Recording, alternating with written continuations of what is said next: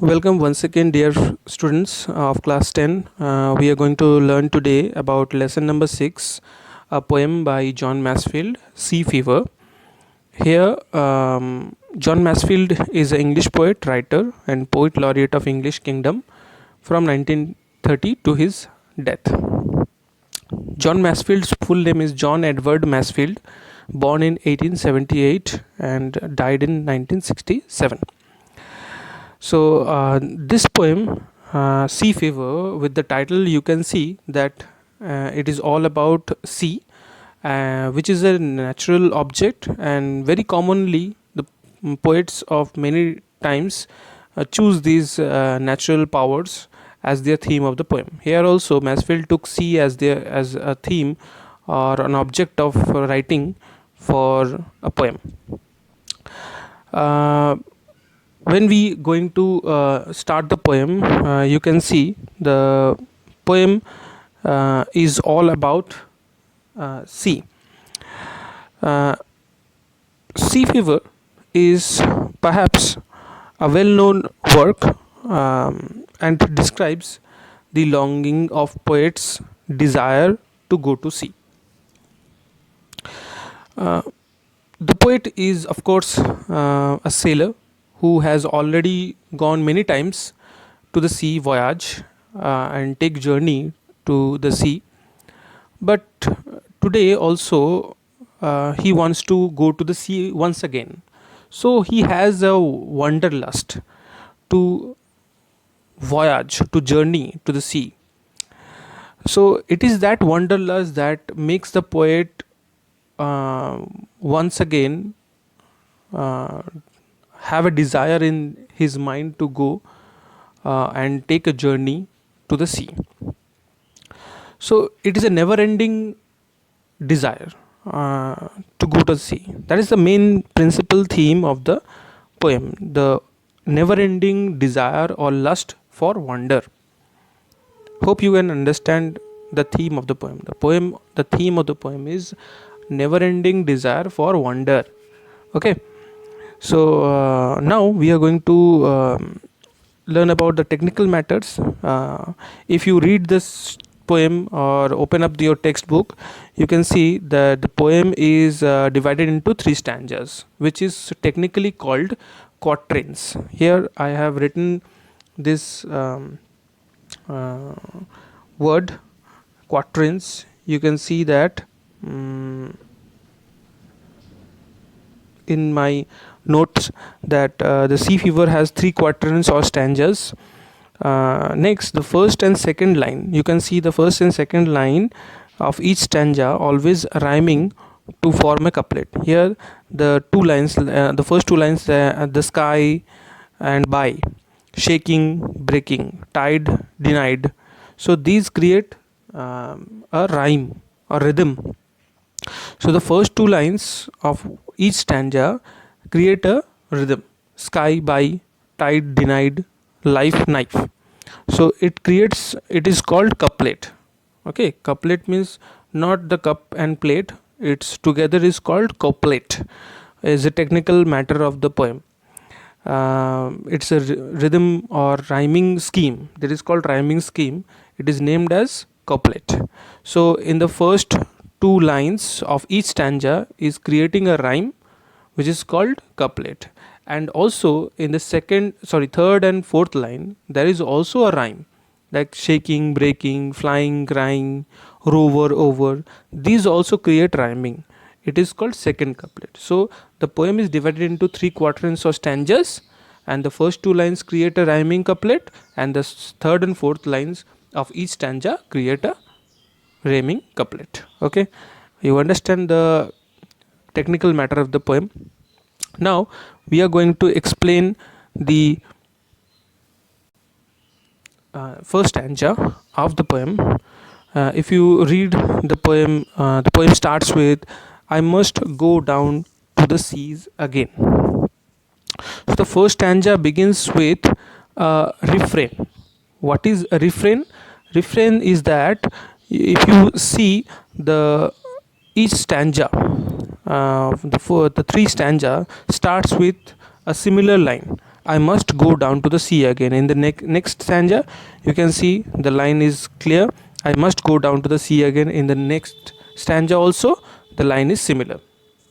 So when the first line is similar in each stanza, is repeated in each stanza, it is called a refrain. So the first stanza begins with the refrain, I must go down to the sea again.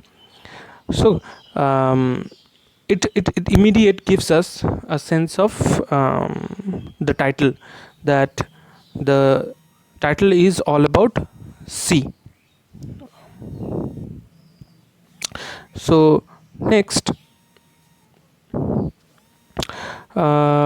the theme, nature is the common theme in the poetry. The sea is always been a fascinating element or source of inspiration for many a people. Mansfield here is also demonstrate his adoration and love for wild and beautiful sea. The poet therefore seems to compare this sea to a person. Here in the second line you can see that the poet describes and a star to steer her by. Means here the poet given the sea a human attribution which is called personification. So the poet makes the sea as a human or woman entity. What can I say? That not human, but a woman. Compare it to a woman. The sea is compared here to a woman. And also, Mansfield here described her face. Sea's face is like a grey mist. So in the first stanza, if I could read that I must go down to the sea again, to the lonely seas and the sky, and all I ask is a tall ship and a star to steer her by, and the wheels kick and the wind's song and the white sails shaking, and a grey mist on the sea's face and a grey dawn breaking. So the first stanza with explanation, I will give you this explanation, that the desire to connect with the sea is shown through the pursuit of a sailor's life. Means the poet want to connect with the sea, and as the poet is a sailor, he wants to go to the sea once again repeatedly. So he asks many things, like it has to be a lonely sea and the sky. Why it is called lonely sea and sky? He wants a comfortable atmosphere or comfortable condition for a voyage. Lonely sea here means there will be no waves, or the sky will be clear. So that's why it is called lonely sea and lonely sky. So I must go down to the sea again, to the lonely sea and the sky. The poet want to go to the sea again when the sea is lonely and the sky is clear, means lonely.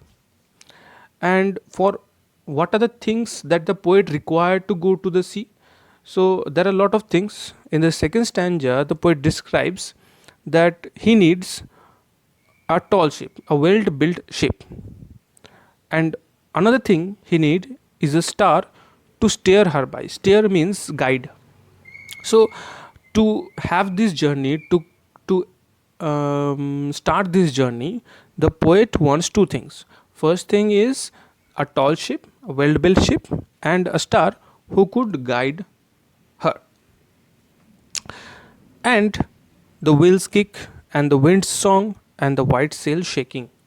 So this is a beautiful description of the sea voyage, where he has described some of the beautiful adjectives like wheels kick, wind's song, white sail. Okay, so wheels kick means the wheel of the ship that kicks to go forward. Means জাহাজটি চালানোর জন্য যে হুইলসগুলো থাকে, পিছনে যে হুইলসগুলো থাকে সেইগুলো চললে তবে জাহাজ এগোবে.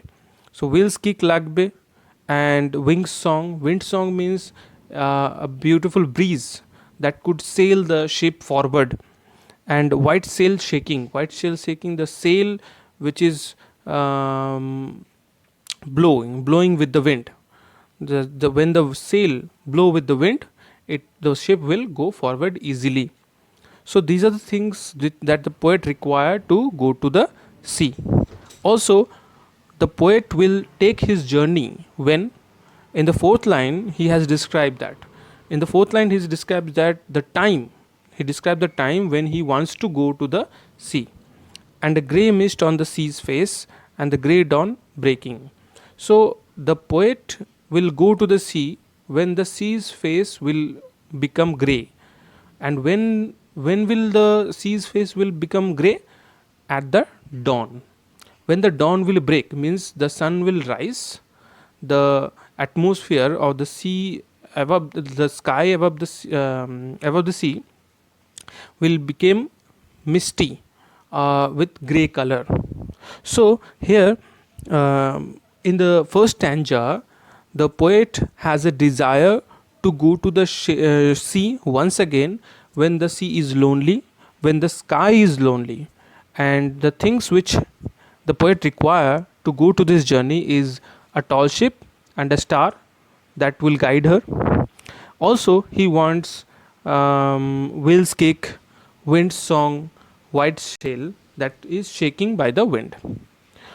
In the last line, the poet wants to have an ideal journey starting at the dawn. In the ancient time, the sailors always sail their uh, ships at dawn because it is considered to be the ideal time for starting a journey. Okay, so I have explained this first stanza of this poem, Sea Fever. And if you have any doubts regarding this first stanza, please give me your feedback in my WhatsApp number. I have given my WhatsApp number to each and every one of you. Once again, I will repeat my number 974995018. You can message me if there is any doubt with the lines, with the explanation. That's all today. That's for today. Thank you.